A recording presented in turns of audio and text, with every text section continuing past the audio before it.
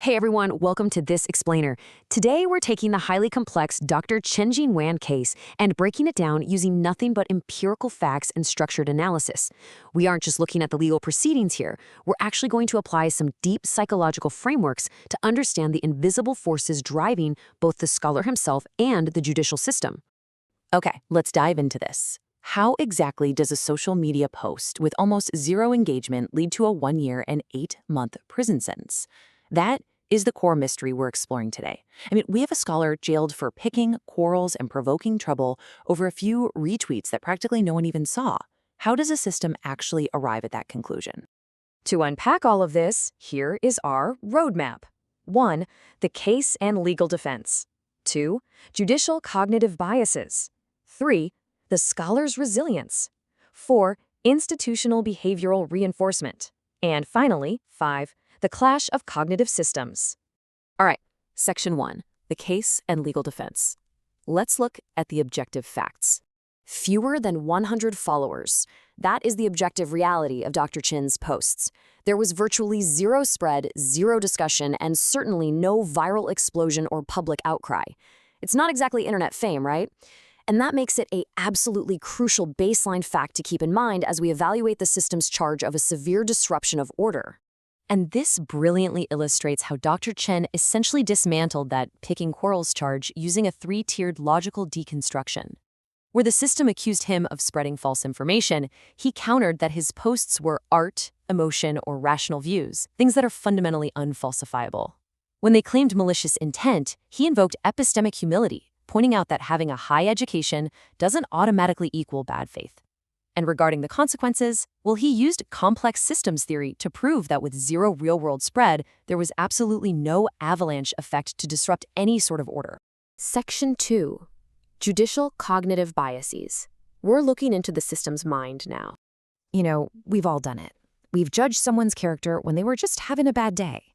In psychology, that's called the fundamental attribution error, attributing actions to a character flaw while completely ignoring situational factors. The system committed this exact error by painting Dr. Chen's retweets as malicious intent, completely ignoring his situational context as a scientist whose literal professional habit is to gather and archive diverse knowledge. But the psychological dominoes, they just keep falling here.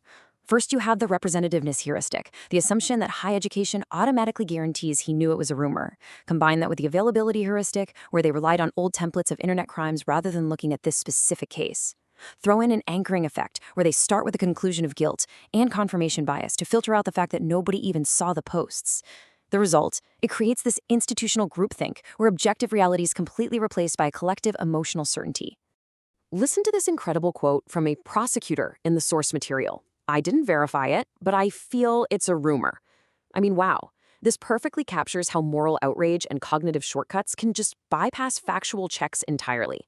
When decision makers are driven by an emotional need for certainty, actual evidence takes a backseat to how they simply feel about the situation.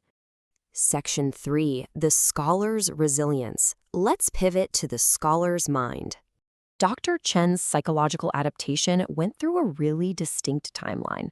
At arrest, acute stress triggers a massive fight-or-flight response. Follow that with 24 hours of interrogation and sleep deprivation, and he hits what psychologists call ego depletion.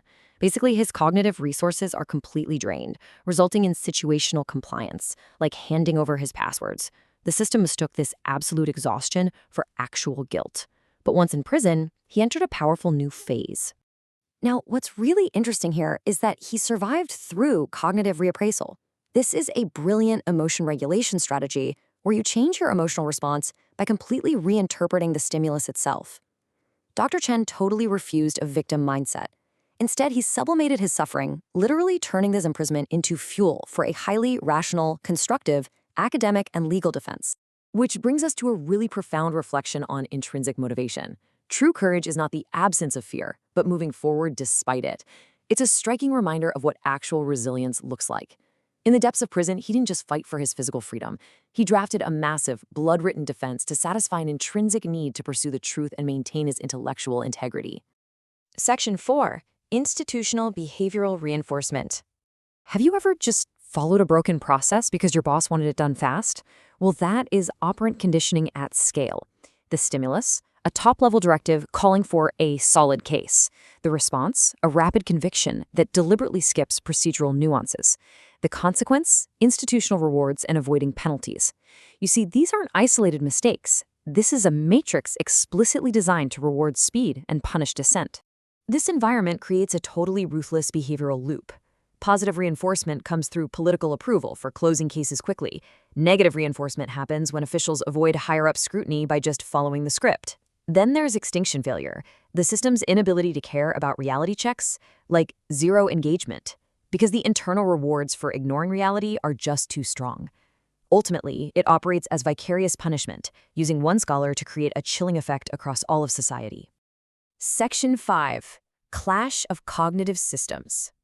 So, the crucial point is right here. This is where the cognitive structural gap becomes painfully obvious. Think about the stark contrast between these two. The scholar operates with high cognitive complexity, epistemic humility, and intrinsic motivation. The system, however, operates with low cognitive complexity, a desperate preference for certainty, and is driven entirely by external reinforcement.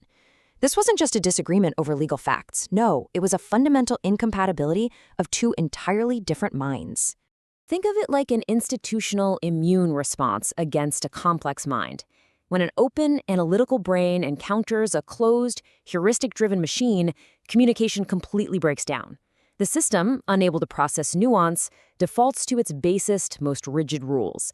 And the tragic result is that intellectual curiosity is structurally misidentified as a threat, which leaves us with this final thought. When an open mind meets a closed system, is justice a matter of facts, or is it really just a matter of psychology? It forces us to ponder the very limits of human rationality. And frankly, it proves exactly why psychological awareness is absolutely crucial in our legal systems.